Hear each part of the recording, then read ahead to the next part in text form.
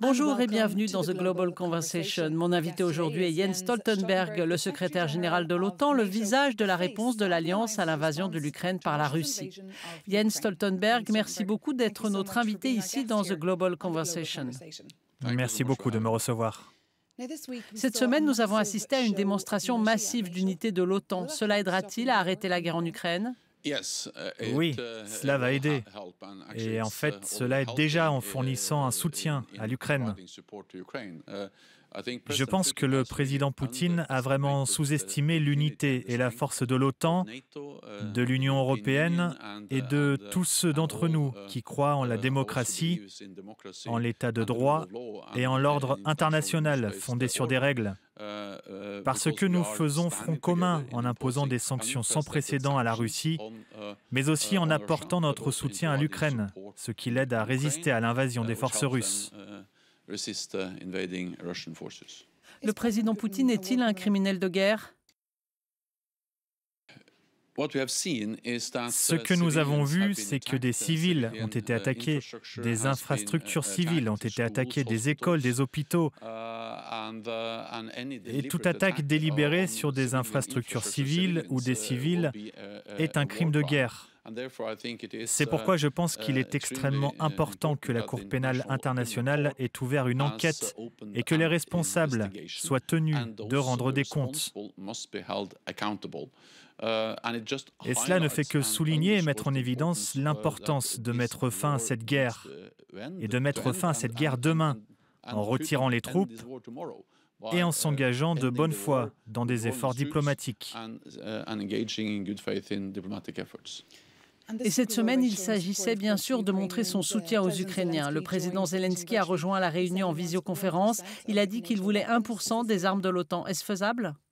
Ce qui est faisable, c'est que les alliés de l'OTAN font tout ce qu'ils peuvent pour apporter leur soutien. Un soutien financier, un soutien humanitaire, mais aussi un soutien militaire.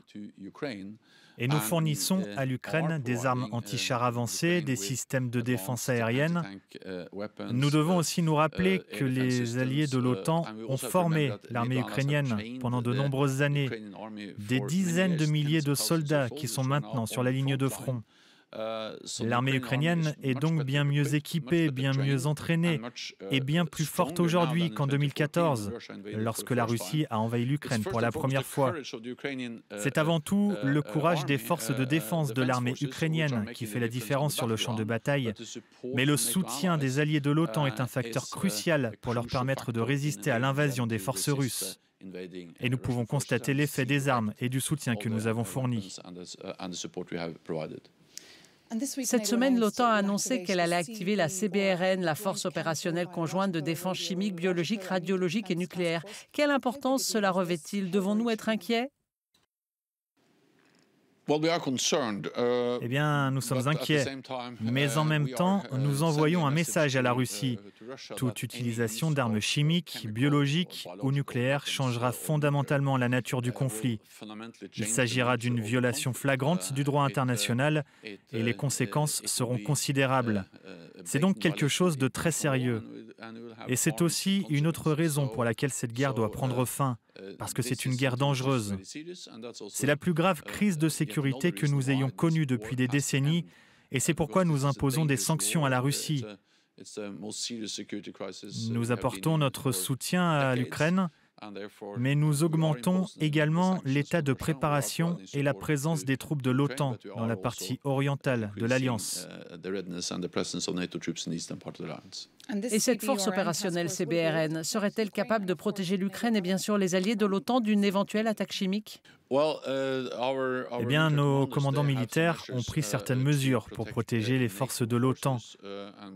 Et nous avons davantage de forces de l'OTAN dans la partie orientale de l'Alliance.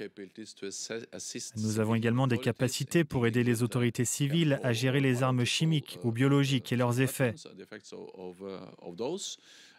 Et puis nous fournissons un certain soutien à l'Ukraine en ce qui concerne les équipements de protection et d'autres moyens de se protéger contre les armes chimiques ou biologiques.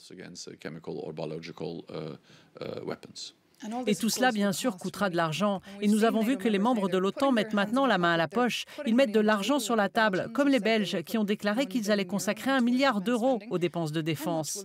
Combien tout cela va-t-il coûter aux contribuables? Car il semble que cette guerre pourrait durer un certain temps. Notre sécurité n'est pas gratuite et nous avons vu ces dernières années, surtout depuis 2014, les tensions augmenter.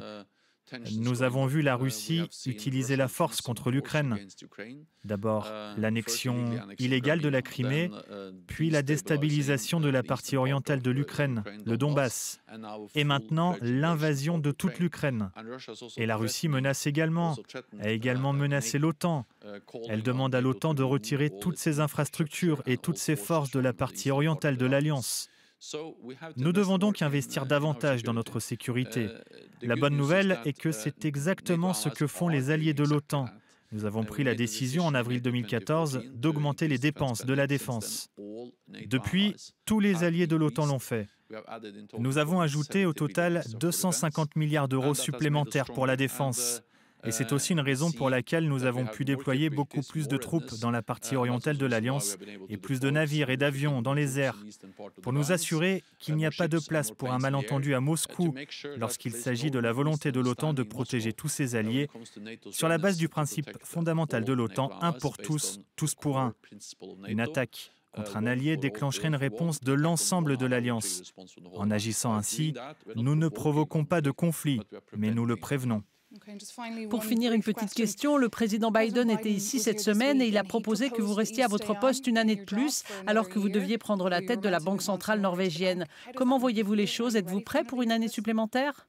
Je me sens très privilégié que l'on m'ait demandé de continuer à être le secrétaire général de l'OTAN, surtout maintenant au milieu d'une crise de sécurité extrêmement grave, et que l'on m'ait demandé de continuer à veiller à ce que nous restions unis.